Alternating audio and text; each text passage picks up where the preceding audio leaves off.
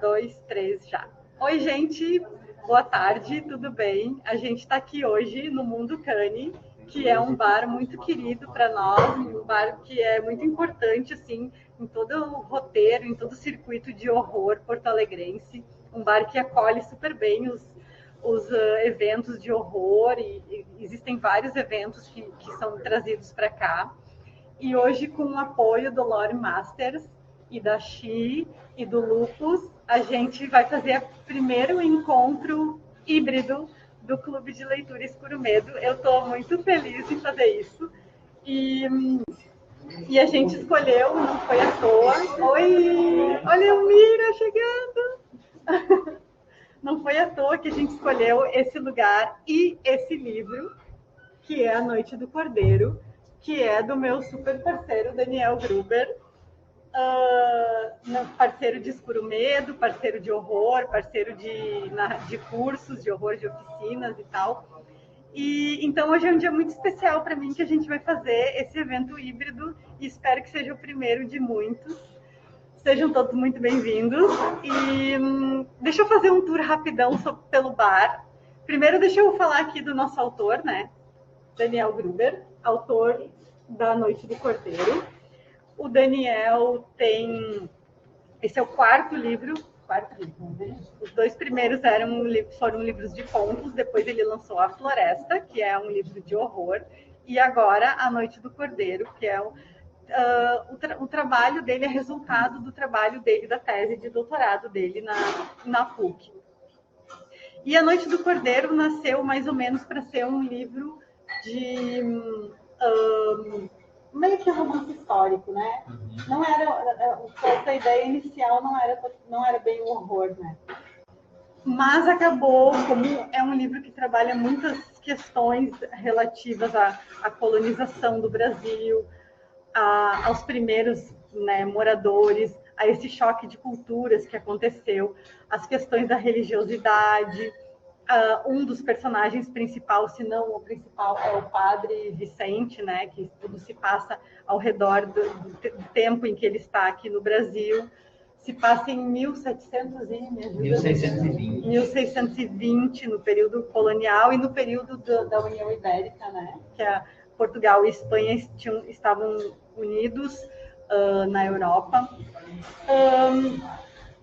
Mas acabou, por conta dessas questões todas, desse assombro dos imigrantes que chegavam aqui com todo esse exotismo e com toda essa cultura tão diferente da cultura europeia, acabou trazendo questões muito relevantes que acabaram tornando o livro como uma obra também de horror, não só uma obra de história, com um fundo histórico, mas também uma obra de horror.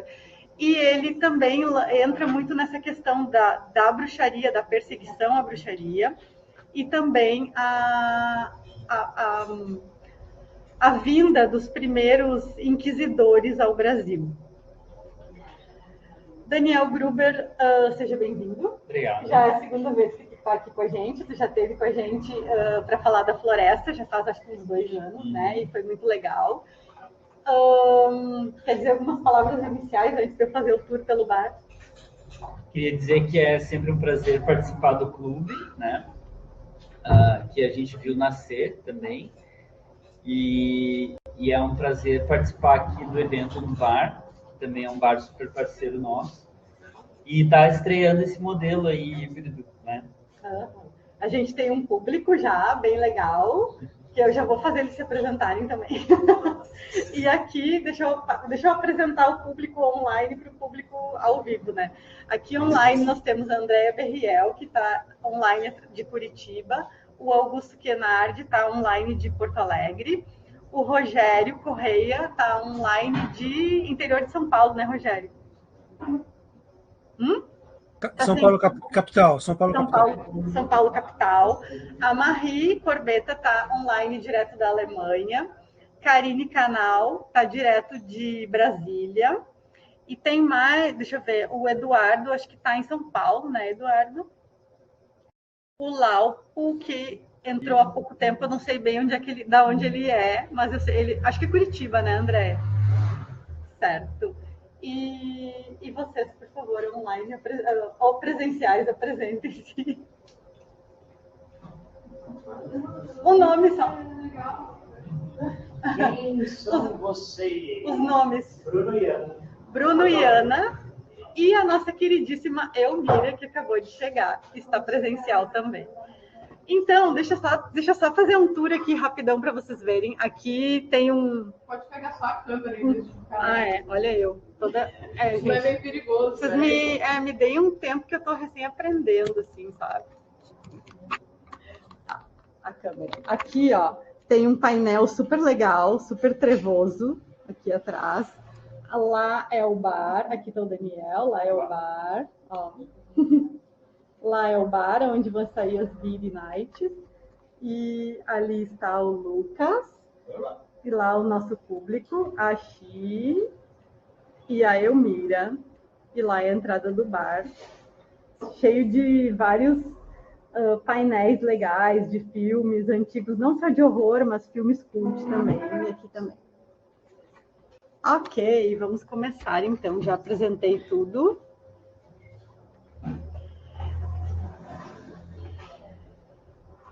Daniel, primeiras impressões que eu quero te passar da Noite do Cordeiro. Eu gostei muito, muito, muito. Acho que é assim... eu gosto muito da floresta, tu sabe disso, mas eu acho que a Noite do Cordeiro assim, ultrapassou as minhas expectativas com relação a um romance que dá para dizer que é folk horror também, né?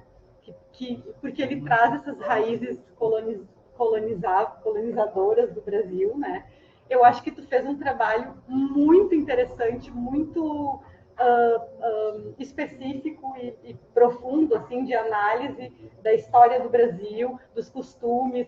Tem situações e tem cenas que tu descreve com muita, assim, mão firme mesmo de quem estudou mesmo, de quem sabe o que está descrevendo, de quem sabe o que está falando, né? E aí nós temos esses, basicamente, 3 personagens importantes, né? Que é o Padre Vicente, que é o padre que vem para o Brasil... Ó, chegou alguém, gente. Que é o padre que vem para o Brasil... A princípio, ele vem, assim, por um tempo só, né? Para substituir um outro padre que acaba de falecer e tal. E nós temos também a Mariana, que é a menina embruxada, né, que é a menina que logo... Isso não é spoiler, porque logo no início do livro ela já sofre esse evento estranho que ninguém sabe o que é, né? E a Awa, né? Que é a personagem que eu mais gosto. Que é uma personagem que vem escravizada, né? Ela vem dentro de um navio, ela desembarca no Brasil, mais ou menos sem entender muito bem o que está acontecendo, como aconteceu com muitos escravizados, e ela é levada para uma fazenda, já diretamente para uma fazenda. Ela é muito rebelde e ela tem uma amiga que já é antiga na fazenda, já é uma mulher mais velha e tenta controlar os ímpetos rebeldes dela, mas ela é uma personagem muito... não vou dizer sedutora, mas é uma personagem que a gente gosta dela de saída já, assim, né? Ela é muito carismática. Muito carismática, exatamente. E o livro vai tomando uma forma de que parece que são 3 núcleos diferentes, mas aos poucos eles vão se unindo até o desfecho impressionante que acontece. Não é tão inesperado algumas partes, mas é um desfecho impressionante. Conta pra gente, Daniel, como é que foi criar tudo isso, como é que foi criar esse universo, como é que foi pesquisar para trazer esse universo e as dificuldades que tu encontrou e as inspirações também. Bom, foram mais de 4 anos de pesquisa, né? Então foi muita coisa. E é engraçado que eu não tinha muito uma noção de como a história da Awa e do Vicente iam se encaixar, né? E durante um tempo eu até pensei em separar. Depois que eu já tinha escrito o livro, inclusive, pensei em tirar a parte da Awa fora, transformar num outro livro, sei lá, algo, né? Porque eu achava que que ele causava só ruído ali na história principal e não acrescentava, né? Como se fossem duas histórias independentes acontecendo ali. Mas depois eu pensei, não, a ideia nasceu assim mesmo, e eu acho que tem tudo a ver, porque a história da aula tem tudo a ver com o que acontece com o Vicente também, né? Eles são personagens em certa medida parecidos, que têm aspirações parecidas, né? E eu acho que a jornada deles acaba contribuindo um com o outro, então no final das contas eu acabei deixando, né? O que torna um romance um pouco mais complexo também, porque ele desenvolve esses núcleos narrativos separados, né? E o tempo todo o leitor não sabe onde aquilo vai dar, aqueles caminhos, né? Mas eu acho que isso faz parte também da própria estrutura do romance. E eu acho que eu não podia deixar de tocar no assunto da escravidão, porque era um assunto que estava muito ligado não só à época, né, à época da colonização, como também à própria questão das feiticeiras, né, porque muitas das feiticeiras que eram perseguidas pelos inquisidores eram mulheres, homens também de origem africana, que traziam as suas culturas, né, que eram culturas consideradas pagãs, enfim, né, por uma sociedade não só cristã, mas teocrática, né? A própria lei vigente, ela tinha um viés canônico.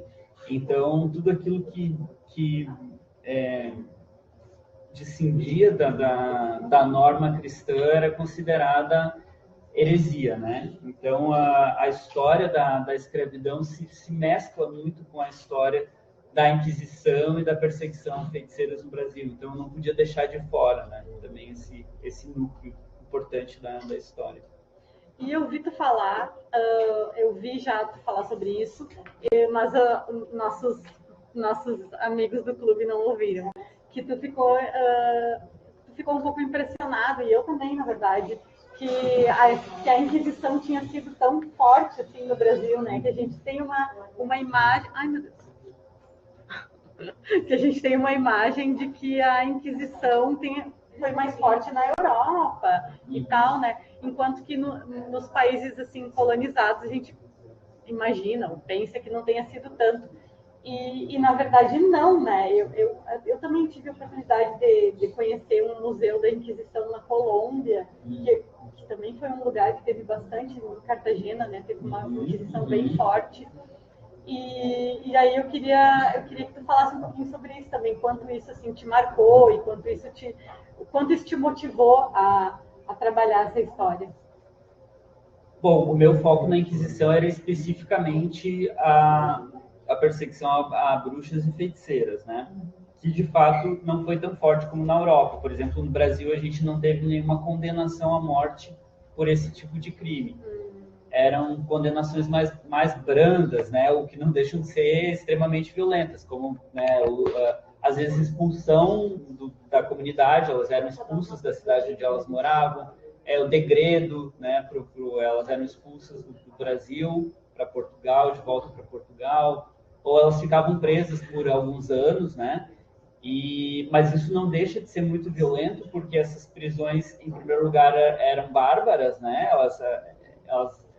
Essas pessoas eram jogadas lá naquela prisão imunda, né, totalmente precária. Muitas acabavam, mesmo não sendo condenadas à morte, acabavam morrendo, né, nessa situação. E outra coisa também que a Inquisição, quando ela prendia, ela cobrava todas as despesas do processo, né, um processo judicial como hoje. Ela cobrava todos os custos do processo do réu. Então, ela tirava todo o dinheiro dessas pessoas que já não tinham nada, eram pessoas pobres, tiravam todo o dinheiro dessas pessoas e elas, né, mesmo depois de alguns anos serem libertadas, elas ficavam na miséria, né? Então, era um processo extremamente violento. E em Portugal foi pior ainda, porque lá, de fato, houve execução na fogueira de feiticeiras, né? mas a perseguição maior da Inquisição portuguesa foi a judeus, né? Sim. Inclusive aparece bastante no livro, que eu achei interessante bastante no livro, que também era outra coisa que eu não sabia, que aprendi com o teu livro, que eu imaginava que tá, tudo bem, então quando teve a Inquisição aqui, era uma Inquisição que perseguia rituais africanos, de religiosidade, de matriz africana, porque a gente vê muita narrativa que fala nisso e tal, né? E aí, não, no teu livro mostra também perseguição àquelas duas senhoras que moram juntas, e uma grande preocupação do inquisidor é saber se ela comeria carne de porco e outras. Quer perguntar? Onde tu achou material de pesquisa sobre a Inquisição aqui no Brasil? Tem um material muito vasto de uma pesquisadora chamada Anita Novinsky, que inclusive faleceu recentemente. E o foco dela é exatamente na perseguição dos judeus, né? Inclusive tem aqui no Brasil, inclusive tem lá em Minas Gerais um museu da Inquisição do Brasil, né? Com instrumentos de tortura que eram usados, documentos da época, né? Todos os documentos da Inquisição estão hoje na Torre do Tombo, lá em Portugal, e elas estão digitalizadas, pode acessar pela internet. E tem muita pesquisa sobre a Inquisição no Brasil com relação aos judeus, né? A perseguição dos judeus, principalmente por causa dessa pesquisadora, Anita Novinsky. E aí tem uma outra pesquisa da professora... Como é que é o nome? Eu sempre esqueço o nome dela. Ela é filha do Antônio Cândido. Como é que é o nome dela? Esqueci o nome dela. Mas ela tem essa pesquisa, esse livro que é dos anos 80 ainda, que é O Diabo e a Terra de Santa Cruz. E aí ela foca as pesquisas da Inquisição na perseguição a bruxas. Laura de Melo de Souza. Laura de Melo de Souza. O Rogério falou, Laura de Melo e Souza. Que é? Os livros de história que eu costumava estudar. Sim. Não sei se eu não estudei, né? Eu livro de história. Eu não me lembro. Isso é uma coisa interessante, que a gente não estuda isso na escola, né? Nos livros didáticos. A gente vai encontrar alguma coisa nos livros de história do Brasil que são um pouco mais completos, né? Que nem aquele Brasil, uma biografia da Lilia Schwartz.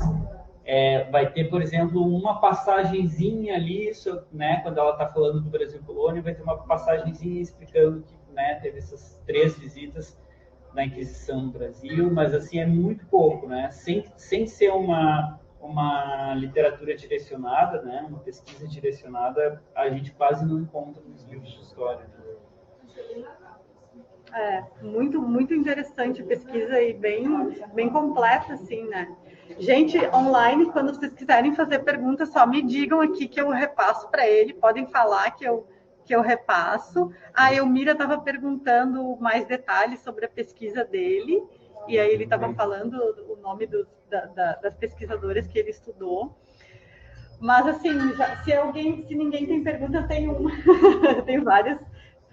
A Andréia levantou a mão. Deixa os convidados perguntar primeiro. Depois a mediadora, que gosta de falar muito, fala. Por favor, Andréia. Não, eu queria comentar isso. Meu filho, ele está no terceirão, né? E ele estranhou, ele falou Inquisição no Brasil. Eu falei, depois ele vai ler, tá, Daniel? Teu livro, a hora que eu terminar, vai para ele. E o que eu queria comentar é o seguinte, geralmente, quando eu vejo assim, romance histórico, me dá um certo grau de preguiça, tá? O que eu queria saber com você é o seguinte, o teu texto, ele teve um tratamento estético, né? Ele tem assim uma beleza mesmo, né? Uma qualidade estética. Ele não está escutando? O teu texto, eu estava falando... Daniel, teu texto, ele tem uma qualidade estética, né? Então, assim, ele é um romance histórico, ok? mas ele vai muito além disso, ele realmente vai para o caminho da literatura, do romance, com toda uma vontade, uma qualidade estética. Então, o que eu quero perguntar para você é o seguinte, como é que foi esse processo? Porque primeiro você mergulhou na pesquisa, fez uma vasta pesquisa, uma profunda, né, pesquisa histórica, aí você foi para os personagens, começou a trabalhar esse texto, e eu imagino que para chegar nessa qualidade que você chegou, porque é impressionante, eu estou impressionada mesmo, porque eu não fui com essa expectativa toda, sabe? Por ser um romance histórico. E estou muito tomada pelo texto. Então, assim, o que eu queria saber é como é que foi o processo de reescrita, né? Assim, se primeiro as primeiras versões do texto mais bruto estava mais carregado à mão naquela coisa de um excesso, talvez, de informação, né? Porque eu acho que você chegou numa medida boa. Eu queria saber um pouquinho do processo, só conta um pouquinho do processo para gente. A André fez uma pergunta de técnica de escrita, como que ele dosou assim, o conhecimento, né, teórico, o conhecimento histórico com a técnica para transformar num romance realmente interessante e bem escrito, né? Bom, então são dois processos, né? Um processo de pesquisa das questões históricas, né? Então isso foi muito assim fechado, né? Nisso, eu vou pesquisar então as coisas que eu preciso saber, né? Os fatos históricos que eu preciso saber. Principalmente eu fui muito atrás de coisas do cotidiano, né? Daquele período. Então, por exemplo, livros como a história privada no Brasil, que é uma série de livros eu acho que até da Laura de Mello Souza também participa, vários historiadores participam, em que eles vão narrando vários aspectos, assim, religiosidade, política, né, sexualidade, eles vão narrando vários aspectos do cotidiano desses períodos históricos do Brasil. Então, essa pesquisa me ajudou muito assim, a desenvolver essa rotina dessas pessoas que viviam ali, né? E outra coisa é tu transformar isso em literatura, né? Que é o principal, né? Porque, na verdade, a pesquisa histórica é só o pano de fundo. E aí, esse processo de criar a narrativa ficcional foi um processo totalmente diferente, assim, né? Também teve uma grande pesquisa, mas uma pesquisa mais voltada para a construção do texto, né? Então, eu li muitos romances históricos para ver como que os autores trabalhavam, como que isso entrava na narrativa sem atrapalhar o texto, né? Li muitas narrativas de mistério, de detetive, porque é um livro que tem essa pegada, né? Que tem essa trama detetivesca. Até fiz um curso do Dan Brown, né? Sim, não, e o curso foi muito bom, assim, porque o Dan Brown ele é todo metódico, né? E os livros dele são todos iguais, assim, tem uma fórmula, né? Mas eu acho interessante que daí ele vai tipo esmiuçando assim, não, né, o que acontece em cada cena e tal, e como é que vai construindo a história. E isso me ajudou bastante também a montar a estrutura do enredo, né? E aí eu fui desenvolvendo e esses personagens foram nascendo, porque a princípio eu tinha quando eu entrei com o projeto no doutorado, eu tinha essa ideia de escrever um livro sobre a perseguição, né, da Inquisição no Brasil, mas a princípio eu não tinha uma história para contar, né? Eu tinha só uma tese, um objeto, né, para trabalhar, um tema. E aí essa história foi nascendo justamente a partir do Vicente, né? Porque eu sabia que os jesuítas eram os únicos naquela época que tinham instrução, e principalmente que tinham instrução humanista, né? Porque eles tinham uma longa formação em Coimbra, né? Então eles estudavam filosofia, política, né? Eles estudavam matemática, estudavam várias ciências, assim, E a Europa estava entrando naquele renascimento, né? Então, os jesuítas eram, na época, aqueles que tinham a formação de ponta, né, nesse novo humanismo, assim, né? Eles trabalhavam muito arte e tal. E eu sabia que no Brasil, naquela época, onde vinham para cá só colonos e colonizadores, né? Pessoas que só sabiam mexer com a terra. Né? Eu sabia que a única pessoa que teria a condição, né, a formação para conduzir essa história seria um jesuíta. Né? Eles eram as únicas pessoas instruídas naquela época. Então foi fácil nascer esse personagem a partir daí. E aí eu me baseei muito em filmes que eu gostava, que tinham como protagonistas padres que tinham conflitos de fé, né? Então eu me lembrei muito do Padre Carras, do Exorcista. Sim. E também do filme Sinais, do Shyamalan, que também é um sacerdote que perde a fé e deixa de e tal. E eu me baseei muito nesses personagens para construir o Vicente, né? A Karine perguntou aqui, ó, no chat, se tem como acessar essa tua pesquisa, se a tua tese já está assim, livre para quem quiser acessar no banco de dados lá da PUC para pesquisa. E ela falou um negócio que eu já vi tu falar também, que o teu livro, que essa história toda lembra, né, o Nome da Rosa, e o Daniel já falou isso, que ele se baseou um pouco, a Marie também está rindo, acho que também, né, Marie? E o Rogério também. O Nome da Rosa também os investigadores também são sacerdotes, né? Então também foram personagens que eu me baseei, né, para criar o Vicente. Sim. Fala, Rogério. Rogério, vai. É também do Nome da... Alô? Pode falar. Então, no Nome da Rosa tem o personagem, o inquisidor é o Bernardo Gui, que no livro Noite do Cordeiro, um dos livros usados pelo inquisidor aí baiano, né, é exatamente esse, né, vamos dizer assim, é o maior vilão no livro do Nome da Rosa, no filme também do Nome da Rosa, né, praticamente. E eu gostei muito dessa relação dos livros, da pesquisa que você fez, né. Estou só esperando uma edição aí do Ordis Rex Avicentes, né, junto com o Necronomicon, logo que sair eu vou comprar, tá? E eu gostei bastante da pesquisa, eu achei que ficou muito bem feita. Também a parte posterior, né, o pós-fácio do livro, só com uma ressalva lá que quando está usado o termo iluminismo da época, está um pouquinho discrepante lá, tá?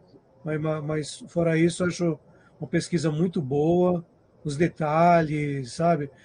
Por exemplo, eu não lembro agora, não, o nosso, vamos dizer, vilão, um dos vilões do Noite do Cordeiro, que é o Padre Inquisidor, se ele é dominicano, que era a ordem por excelência da Inquisição, o pessoal que escrevia os livros.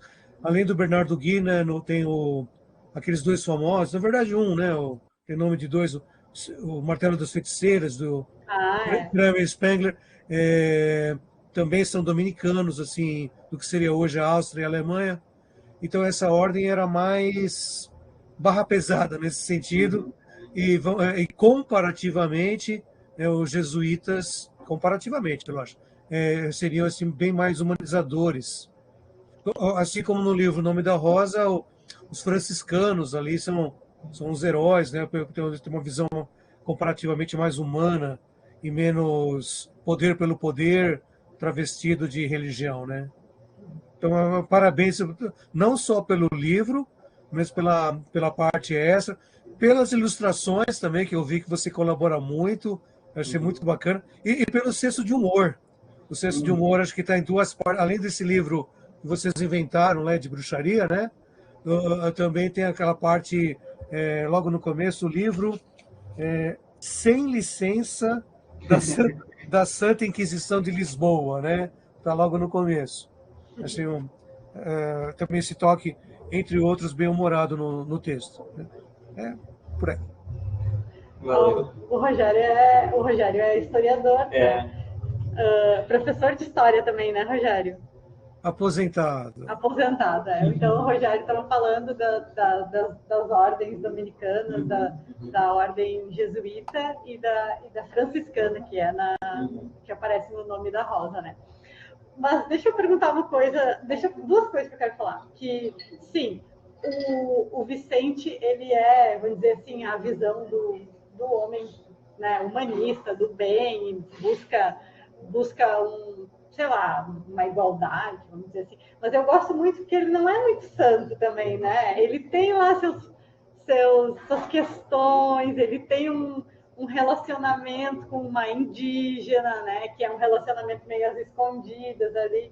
Eu gosto que tu deixou assim evidente algumas fraquezas, entre aspas, né? Mas dentro da religião seria uma fraqueza, né? Porque o homem, o padre, deveria ser celibatário, né? E outra coisa que eu queria te perguntar me conta como é que já que tu falou que no Brasil não mataram nenhuma feiticeira, né? Nenhuma bruxa e tal, né? Na fogueira. Como é que é aquele... Eu quero que tu me conte com as tuas palavras agora. Como é que é aquele ritual que eles jogam uma mulher na água para saber se ela boia, se ela... Gente, eu fiquei doida com aquilo. Conta aí para mim, por favor. Sim, esse ritual, ele de fato... Ritual não é um ritual, né? É de fato como é que a gente pode chamar? Uma provação? Uma provação que de fato existia nesses casos de julgamento. Exatamente. Não achei registros de que tenha acontecido no Brasil, então eu tomei uma certa liberdade poética, né, de colocar no contexto do livro, mas na Europa era muito comum, né, esse tipo de provação. Então eles consideravam como um procedimento, a palavra que eu queria dizer. Eles consideravam como um procedimento mesmo de julgamento, né, e valia como prova, né. Então eles consideravam que a água é um elemento de Deus, da natureza, portanto de Deus. Então, se a água expulsasse a feiticeira, aliás, se a água expulsasse a mulher, ela estaria liberada, ela não era uma feiticeira, mas se a água engolisse ela seria, né, uma feiticeira. Tá, e a pessoa tinha que ficar ali paradinha. Exatamente, elas eram, na verdade, nesse procedimento era mais brutal ainda, elas eram amarradas numa cadeira que era baixada por um guindaste dentro da água, né? Ali, como era uma coisa meio improvisada, eles fizeram, né, com os guardas, assim, mas esse procedimento ele ocorria assim, sentada numa cadeira e amarrada, e ela era colocada dentro da água. Nossa. Tem uma cena no filme The Witchfinder, que é o Caçador de Bruxas, que é um filme de 1968 em inglês, que tem uma cena que eles fazem esse procedimento, que daí não é Inquisição, né? Daí a igreja anglicana, eu acho, né? Que também percebia. Mas que também faziam esses procedimentos, né? Que era um procedimento, na verdade, era um procedimento jurídico. Uma coisa que às vezes a gente confunde, assim, né? Por exemplo, a gente fala, a Inquisição queimou bruxas na fogueira. Na verdade, não foi a Inquisição, né? A Inquisição, ela julgava esses casos e aí ela passava, aquelas pessoas que eram condenadas eram passadas, então, para a legislação laica, né? Que seria aquele Diogo, né? Como é que é comendador? Não é comendador, o procurador. Procurador. Que aí passaria para a legislação, né, que executaria a pena, né? Então era o próprio Estado que levava para a fogueira e para a forca, né? A Inquisição ela só julgava e repassava os condenados, né? Então ela lavava as mãos porque supostamente a Igreja não pode, né? Sim. Sim. Mas os inquisidores acompanhavam os autos de fé e tudo mais, né? Sim. E no teu livro aparece muito claro, assim, de que ele estava querendo, o inquisidor no caso, né? Ele estava querendo mostrar serviço. Ele veio para cá porque não importa o que houvesse, ele ia encontrar alguém, né? Isso. Ele ia encontrar, mesmo que não houvesse nenhuma suspeita nem nada, ele ia dar um jeito de encontrar alguma mulher ali para acusar de bruxa. Mas também tem uma coisa muito legal que eu acho, que a gente fica sempre na dúvida.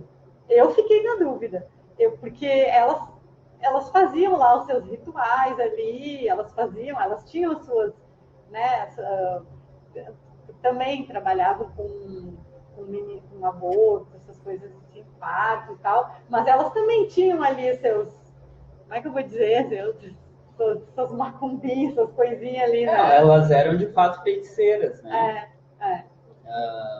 Então isso eu achei legal, assim, que não é não foi simplesmente uma perseguição sem sentido. Ela tinha um fundo, assim. Por favor, tem uma pergunta da plateia. Tem aquela diferença de feiticeira e bruxa, né? A bruxa é aquela que faz, que tem a ligação com o demônio, e a feiticeira não é. Isso. Isso. Isso. Em busca era de bruxas, mas existia feiticeira. Não escutamos a Era bem pergunta. separado, assim, Não escutamos a pergunta. Ela perguntou se da diferença entre feiticeira e bruxa. Peraí, me explica de novo, que eu não sei. A feiticeira é só que a bruxa é que tem o pacto com o demônio. Ah, tá. A feiticeira é uma pessoa que faz feitiços, né? Seria o equivalente hoje a uma curandeira, uma benzedeira, né? Eram essas pessoas que faziam orações, que faziam curas, que faziam poções, que faziam simpatias, né? Se fazia muito esses feitiços de bem-querência, né? Uma amarração para o fulano se apaixonar pelo outro, né? E essas feiticeiras, elas de fato existiam em todas as comunidades, né? Então sempre tinha uma mulher lá que era uma benzedeira, uma rezadeira, que fazia esses feitiços, né? E tudo isso está muito bem documentado lá nos casos da Inquisição. Inclusive, aquela cena em que ela faz no caldeirão lá, põe aqueles ingredientes, aquilo lá tudo eu tirei da pesquisa mesmo. Que legal, né? Legal. E as feiticeiras, elas tinham uma pena mais branda, elas eram, né, que eram essas, ficavam presas por um tempo, mas era pouca coisa, né? Agora, a bruxa era diferente. A bruxa era uma mulher que supostamente, na mentalidade da época, fez um pacto com o diabo, né? E aí ela tinha muito poder. Ela podia fazer um homem ficar broxa, né? E não conceber filhos, né? Ela podia se transformar em animais para ir em reuniões noturnas à noite, né? Ela podia voar em vassouras, né? Tudo isso com o poder do demônio, né? Porque ela vendeu a sua alma, não só a sua alma, mas ela copulava com o demônio, né? Então tinha toda nos manuais de bruxaria, tinha toda a descrição desse ritual, né? Elas tinham que beijar o traseiro do demônio e assinar o livro com capa de couro e tudo mais, né? Sim, ela tinha o poder também de tipo, secar as plantações, essas coisas, né? Agora eu entendi. Então a feiticeira não era tão grave, mas era um pouco grave também. Porque... fala. Ela curava as pessoas quando na verdade ele quer falar e olha, você curava, Exatamente. E assim, se ela não incomodasse, né, ela tinha vista grossa, mas o que acontece é que em todas as comunidades tinha sua benzedeira e a medicina da época era inexistente, né? Os próprios jesuítas que exerciam a medicina, eles também usavam rezas e poções para curar, então era tudo muito assim, né? Sim. E aí o que acontece? Quando alguém ficava doente, recorria a essa feiticeira. Então toda a comunidade participava, né, se relacionava com essa feiticeira, e essa feiticeira tomava um poder muito grande de influência na comunidade, né? E aí começava a incomodar, né, a igreja local. E aí, então, vinha a Inquisição e cortava as asinhas dela. Né? Sim. A Karine falou que era um medo tão grande, como o Daniel colocou no livro, mulheres não podiam nem aprender a ler. E o Rogério falou, perseguiam igual, tinha uma baita inveja dos poderes, dos supostos poderes.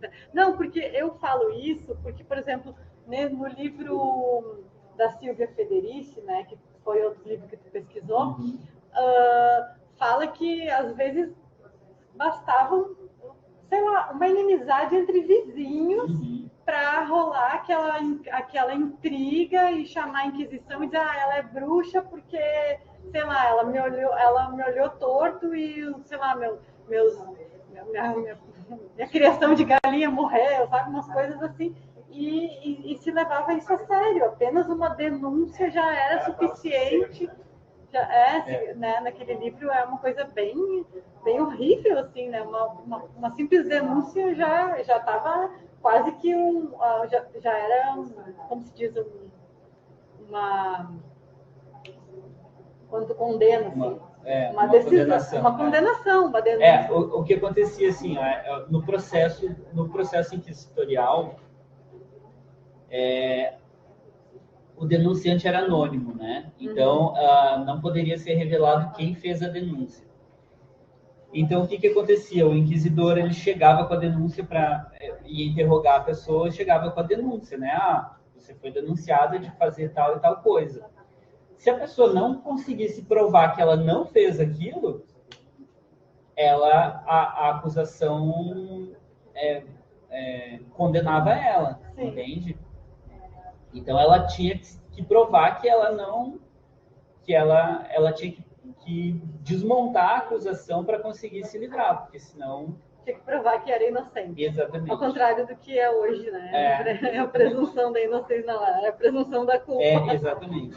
Exatamente. Tempos sombrios, né, gente? Vocês querem fazer mais alguma pergunta, gente? Entrou mais alguém aqui que eu não vi quem foi. Peraí.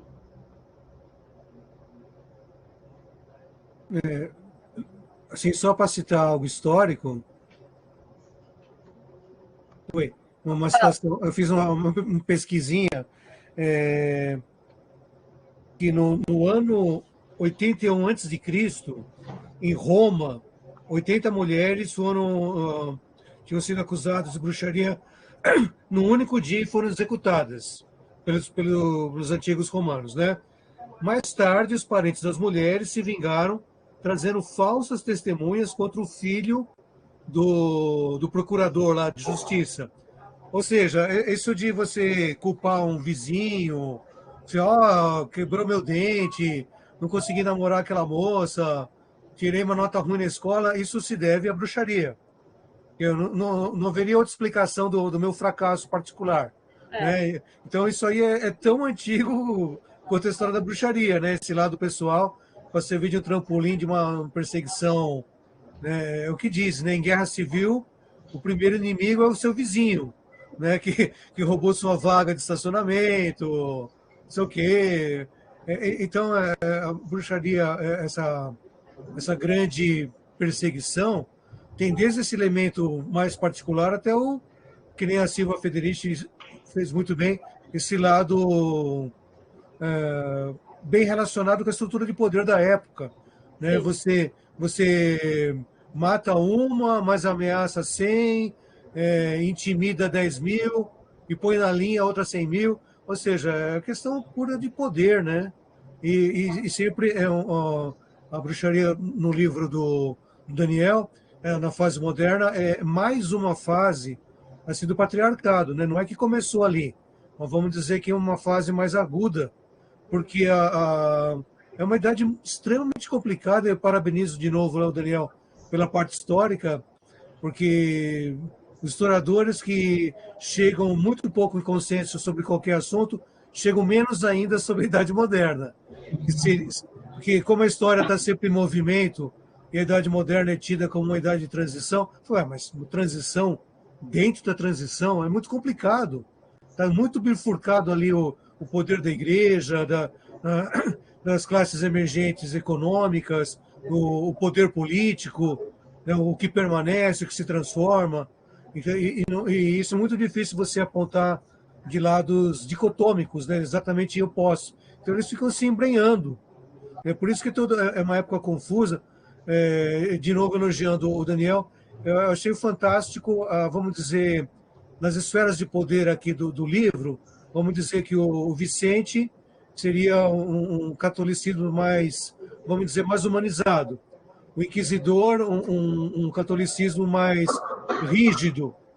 E tem a vertente dentro do que seria esse catolicismo, seria o pessoal da vila, que criou uma mentalidade própria, né? Criou um ritual próprio de textos, de passagens que realmente tem na Bíblia. Nessa coisa que o Salomão teria poder sobre os demônios. Bom, se ele conseguiu, se a gente fizer alguma coisa, a gente não está sendo anticatólico, a gente está pegando os demônios a nosso favor. Então a gente está subjugando o demônio. Então é uma confusão maravilhosa para um texto da Noite do Cordeiro, né? Eu achei essa parte assim, que seria uma das conclusões do livro, né? Fantástico, né? E está bem dentro do espírito da época, né? Porque heresias, o que são heresias? São interpretações que não vão de acordo com a doutrina oficial, né? Acho que a palavra heresia quer dizer escolha, eleição. Então, uma de acordo com a igreja, eles escolheram errado. Escolheram o lado que não é da doutrina oficial, da ortodoxia. Então, eles foram heterodoxos. E isso vai minando o poder da igreja. Por isso, eles têm que ser perseguidos, né? No texto do Daniel, não tem o que já se começava a fazer também a perseguição aos protestantes. Protestantes, de início, era considerado uma heresia, não era visto como uma outra religião.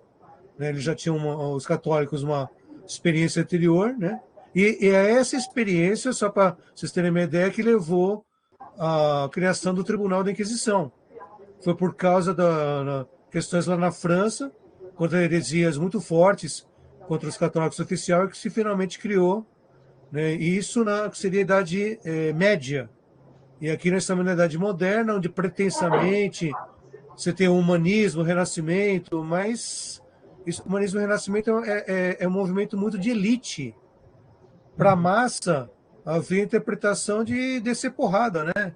Que, olha, a Igreja Católica fala o que é certo, se você não quiser falar, tudo bem, a gente trucida o seu corpo, né, tortura, mas isso é bom para você, porque sua alminha vai para o céu, você vai ficar muito feliz ali, depois de ter sido despedaçado em 100 mil pedaços, tá? Estamos fazendo isso para o seu bem. E o que é estranho quando você lê os textos dos religiosos, parece que eles acreditavam nisso. É a suprema vitória da demência, né? Vamos dizer assim.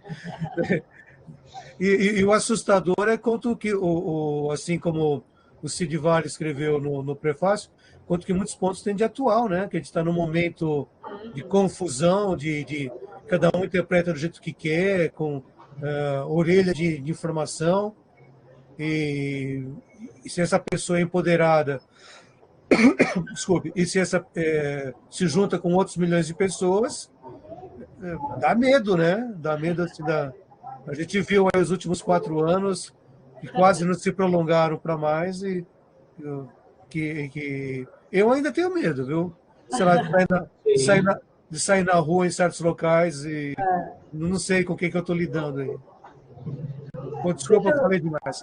Não, eu vou transmitir para o público o que o Rogério, como bom historiador, deu uma aula aqui da Idade Média, da Idade Moderna, da perseguição das bruxas, mas ele falou, entre tantas outras coisas legais que ele falou aqui, ele falou do prefácio, né? Não, é texto de orelha ou é prefácio? É prefácio. A apresentação que o Cid Vale, que é um super conhecedor do gótico no Brasil, da literatura de horror e tal, ele falou que ele traz isso nesse texto de apresentação, o quanto é atual ainda esse tipo de tomar para si as interpretações de determinados textos e transformar conforme eu acho que tem que funcionar. E aí, se eu acho que tem que funcionar...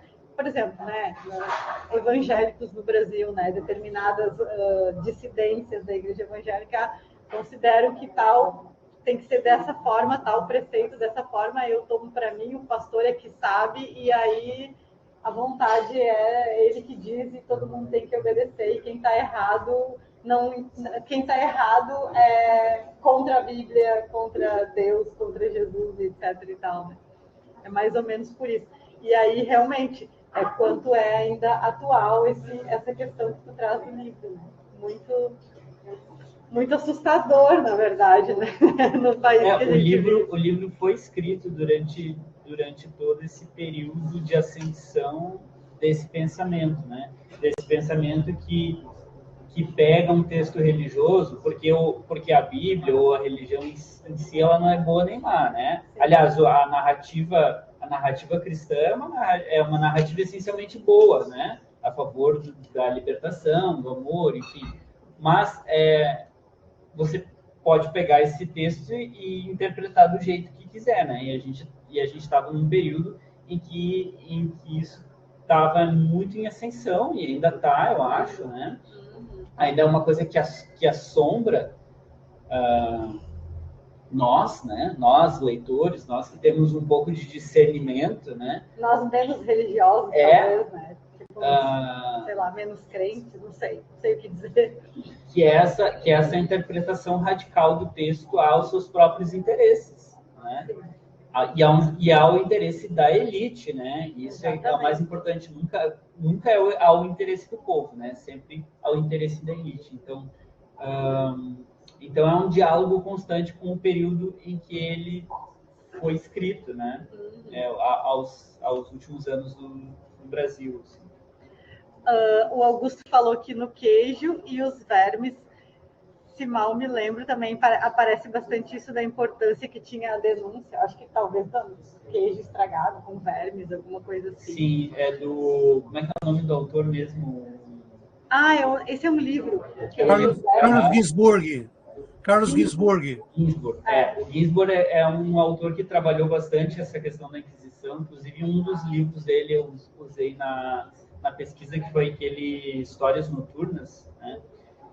Principalmente a parte que ele fala sobre os bodes expiatórios, né? Ele vai fazer uma leitura desde lá da Alta Idade Média, onde começaram a perseguir os leprosos, depois passaram a perseguir os judeus e então passaram a perseguir as bruxas, né? Ele mostra como essa perseguição ela mantinha características muito semelhantes de uma sociedade que precisava sempre ter um bode expiatório para colocar as suas culpas, né? Então, quer dizer, tudo que acontecia de ruim na sociedade, primeiro era culpa dos leprosos, depois era culpa dos judeus e, por fim, era culpa das bruxas, né? Então, ele vai mostrando esse processo, é muito interessante. E a Karine falou que gostou muito da Aua, eu também gostei, é a Aua que fala, né? Da Aua, que é a personagem essa que veio escravizada e tal. Mas ela adorou a cena que a Piedade corta a mão do capataz. Eu também achei maravilhosa, aquela cena catártica, muito boa. E uma curiosidade, então, essa cena, ela não estava no livro originalmente, ela foi escrita assim aos 45 do segundo tempo, pouco antes do livro, de eu finalizar o livro assim, para diagramação, porque na última revisão do livro, eu senti que faltava essa cena, sabe? Eu senti que faltava a Piedade terminar a história dela, né? Porque ela era uma personagem importante e faltava essa cena em que ela se resolvesse com o capataz. Então, assim, eu escrevi na última hora essa cena. Assim. E é muito legal, porque a Piedade, ela, no início, ela tá super resignada à condição dela, e ela começa a falar para a Aula, não vai por esse caminho, tu vai se dar muito mal. Porque hoje a gente lendo um texto, né, como esse, a gente tem uma tendência a pensar, né, puxa vida, mas, meu Deus, se eles se juntassem todos, será que eles não conseguiam tocar fogo em tudo, fazer uma rebelião horrível, não sei o quê? Mas é claro que não, porque até o próprio livro da Ana Maria Gonçalves fala, né, que tinha aquelas pequenas corrupções também, né, entre uns ali, os que queriam ficar mais próximo ali dos patrões, acabavam entregando os outros e tal. Então, tinha toda aquela pequena corrupção, assim, entre os senhores de engenho e os escravizados e tal. E aí é muito legal que ela vai se transformando, a Piedade, né? Ela vai deixando a rebelião surgir. Na verdade, não é que ela vai se transformando, né? Ela parece resignada no início, mas na verdade ela é uma pessoa, ela é o oposto da Awa no sentido de que ela representa a cautela, né? Ela está ali construindo a fuga dela. E a Awa não, principalmente porque a Awa é jovem, né? Ela é uma muito jovem, assim, ela provavelmente teria uns 15, 16 anos, porque naquela época eles vinham muito jovens para cá. Então ela tem aquele impulso, né, de fugir a qualquer maneira, e a Piedade ficava dizendo, olha, calma, porque assim tu não vai conseguir, desse jeito tu não vai conseguir, porque havia, de fato, todo um sistema construído para que eles não conseguissem fugir, né? Porque, que nem ela diz, se tu tentar fugir uma vez, eles não vão te matar, eles vão te torturar até que tu desista de fugir, porque tu prefere ficar ali do que sofrer aquela tortura de novo, né? Então havia todo um sistema feito para os escravos não fugirem. E a Piedade tentava mostrar isso para ela, mas como ela era muito jovem, muito impulsiva, impetuosa, ela tentava, né, forçar o tempo todo. Deixa eu ver. Essa maneira da Inquisição em tratar as pessoas é muito semelhante ao tratamento aos escravizados. Sim, vou te torturar para te ensinar o que é certo. E o Rogério colocou, vou suplicar a carne para elevar seu espírito. Igual a, entre aspas, gente do bem, né? Normal. Gente do bem também era aquele outro... exatamente. Agora chegou a hora da gente falar do padre que foi assassinado, né? Que agora chegou a hora do spoiler, gente. Desculpa se quem não leu ou quem não leu tudo, mas enfim. Porque daí tudo vai se explicando, né? Porque apesar de, sim, essas duas que são suspeitas, elas têm um flerte, ou elas são feiticeiras, no caso, né? Elas são mesmo feiticeiras. Existe todo um significado, existe todo um porquê que foi feito toda essa... Por que é que essas meninas desapareciam? Por que é que as meninas diziam-se embruxadas, né? Então, tem todo esse background aí que vai aparecendo aos poucos, né? Que é o padre, que era um abusador, na verdade, né? Era um abusador e acabou... na verdade, não era só o padre, né? Era toda aquela seita. O padre, ele digamos, foi aquele que se desviou um pouco, chamou um pouco mais a atenção e precisou ser apagado, digamos assim, né? Sim. E aí é bem como o Rogério diz, né? Gente de bem, entre aspas, né? Fazendo coisas para salvar a pele, culpando, né? Tentando encontrar os bodes expiatórios para salvar a pele, porque estão envolvidos até o pescoço nos crimes e etc, né? E estupros e tudo mais. Então, né? eu me baseei um pouco para criar essa trama, essa subtrama, né, que vai aparecendo aos poucos, num caso real. Nessa época que o Brasil estava sendo colonizado, vinham para cá praticamente só homens, né, que eram trabalhadores lá de Portugal, que geralmente homens muito pobres, às vezes presidiários, que recebiam uma oportunidade. Se tu quiser liberdade, vai lá para o Brasil trabalhar no campo, na roça, né, na colônia, e aí tu lá pode ficar livre, né? Então eram esses homens que eram trazidos para cá. E não havia mulheres brancas, né, no início da colonização. Então eles se ajuntavam com as indígenas, depois com as africanas, né? E chegou um ponto em que a igreja disse, não, isso aqui está uma baderna, né? Esses homens estão se ajuntaram aqui com as índias, com as negras, aí isso não está certo. Precisamos dar umas mulheres brancas aqui para eles casarem, né? Para pelo menos não ficar feio. E aí eles começaram a trazer órfãos de Portugal para casar com esses homens, né? Então era uma espécie de, praticamente uma espécie de tráfico de mulheres, né? Eles pegavam, iam num orfanato lá em Portugal, traziam todas as jovens para cá e casavam com os homens do vilarejo, né? Isso de fato aconteceu. Está muito bem registrado naquele livro da Ana Miranda, Desmundo. Tem um filme também sensacional. E aí, só que eu adaptei um pouco. Bom, e se ao invés de trazer essas órfãs de Portugal, e se eles pegassem essas mulheres daqui mesmo, sabe? As filhas dos camponeses para fazer isso, sabe? Então, meio que eu criei essa seita que ela faz uma espécie de tráfico de mulheres com essas mulheres. E para conseguir fazer isso com o apoio da população, eles criam esse ritual, né? E transformam essas mulheres escolhidas em cordeiros, né? Como se elas tivessem uma vocação divina, né? Então elas não estavam simplesmente sendo traficadas, elas estavam sendo escolhidas, né? Para fazer parte de um ritual que tinha toda uma importância religiosa, né?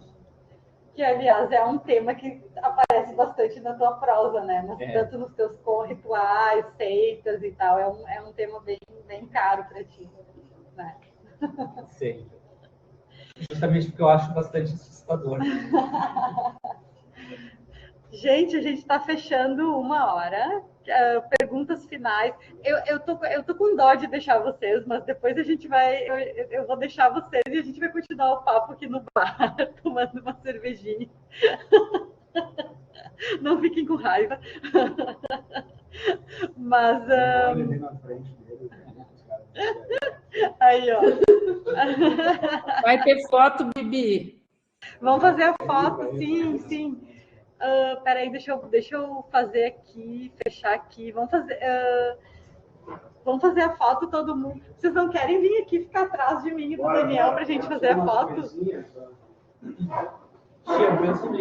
O print. Vou enforcar todo mundo.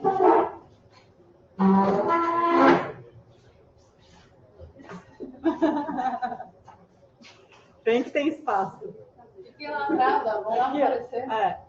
O que é isso, meu Deus? Corda para enforcar porque a Inquisição mandou pegar. Peraí que eu vou baixar aqui. 1, 2, 3 e... Foi. Deu, gente. Prontinho, deixa eu fazer aqui o... Opa. Ai, não, peraí que eu vou fazer isso.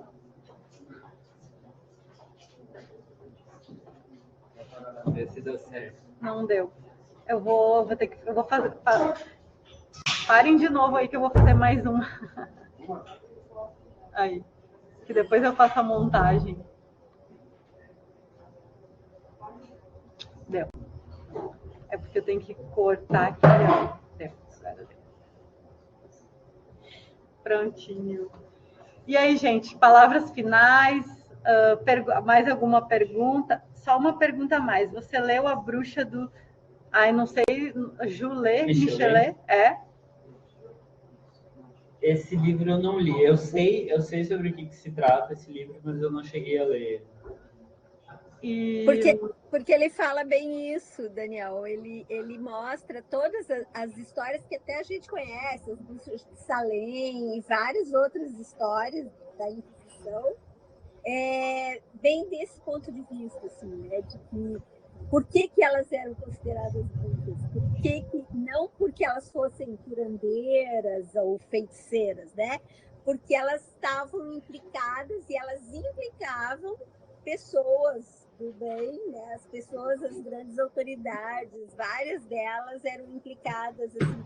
É um documento super histórico, ele fez uma super pesquisa, assim, e o Jules Michelet é uma figura amada, assim, na França. Ele é um historiador no cemitério lá do Père Lachaise. Um dos túmulos mais enfeitados, mais visitados, mais cheios de flores é o do Jules Michelet. E é um barato, porque esse livro, ele, inclusive, é um super documento, né? Mostrando exatamente toda a mixórdia que era a Inquisição. E a outra coisa que vocês estavam falando aí, né, que eu fiquei surpresa, e eu tinha lido o livro da Ana Miranda, mas a gente ouve aqui no Brasil toda a história da perseguição, toda a história da defesa dos homens de bem, feito pelo Padre Antônio Vieira, dos discursos do Padre Antônio Vieira, de tudo isso.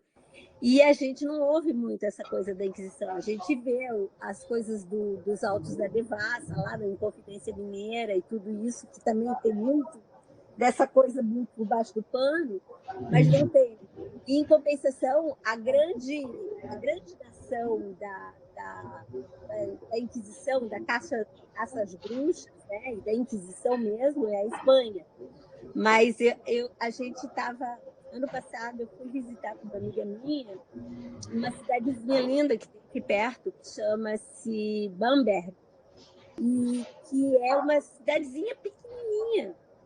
E eu acho que em um ano matou-se mais pessoas, mulheres principalmente, nessa cidade, em nome da Caça das Bruxas, do que em toda a Inquisição espanhola. Que horror. A França foi muito forte na Caça às Bruxas. E o mais louco é que, assim, né, nessa cidadezinha nasceu o cara que escreveu o livro, né, do Quebra-Nozes. É uma história de criança e que tem por trás dele toda uma história de mixórdia, assim, também. Porque não foi escrito para ser uma história de criança, ele foi transformado, né? Ele tem, para quem já assistiu, o que a gente conhece mais é o balé, né? Eu li o livro quando eu era, sei lá, porque tinha lá na casa da minha avó, e é um livro que ele é bem assustadorzinho, assim. Então, assim, a gente vai vendo que tem coisas que a gente comprou muito gato por lebre, né? Essa história dos homens de bem. Assim que nem sempre tem nos países onde houve perseguição, sempre tem aqueles que depois fazem a retratação, né? Então, por exemplo, nos Estados Unidos tem o Nathaniel Hawthorne, que é um neto de um dos juízes que julgaram no caso das Bruxas de Salem. Então, ele escreve a Letra Escarlate, por exemplo, que também é uma história sobre uma perseguição a uma mulher, né, dissidente, assim, meio como uma espécie de retratação à própria família dele, que foi responsável pela morte daquelas mulheres, né? Acho isso interessante. Foi o Cotton Mather, né, que era o ancestral dele. Cotton Mather. Cotton Mather. Então, o Michelet é especialista em Idade Moderna, viu? Isso deixa o texto dele mais conciso, mais baseado ainda. É? Esse eu não conheço. Não, o Michelet, que você citou. Não, mas esse não, texto. você está falando do texto da bruxa. Eu achei que você estava falando de outro texto que é mais ainda uma coisa mais nova ainda. Não. Porque esse texto ele fala de todo esse tempo, desde a Inquisição, ele traz as bruxas da América já também, não só do velho continente, né? Certo, então, gente. Muito obrigada pela presença. Muito obrigada por mais esse sábado de Clube de Leitura. A Karine falou que adorou a leitura. Conseguiu terminar, Karine? Conseguiu ler até o final? Claro, né? Esse livro a gente gruda e não desgruda mais. E até a próxima. A próxima é O Receptáculo, com a Larissa Prado. Não sei, gente, se vai ser online, porque ela não vai estar presencial, né? Daí eu acho que vai ser só online mesmo. Mas a gente vai decidindo e eu vou repassando para vocês. Adorei a experiência. Alguns problemas técnicos, mas deu tudo certo, como sempre. E brigadão. Daniel. Bom. Daniel, obrigada por você ter mandado para a gente o miolo lá, porque só assim que eu pude ler, eu não terminei, mas só assim que eu pude ler. Muito obrigada mesmo. O PDF? Sim, agradeço também, viu, que eu comecei por lá, depois recebi o livro físico. Agradeço também a pessoa se preocupando com o horário, e com a Irka, conseguindo adiar uma semana. Deu tudo certo. Fazer uma leitura. Muito obrigado, viu? Valeu. Beijo, Valeu. gente. Obrigada. Tchau, pessoal. Valeu, Até mais. pessoal. Prazer. Beijos. Tchau, tchau.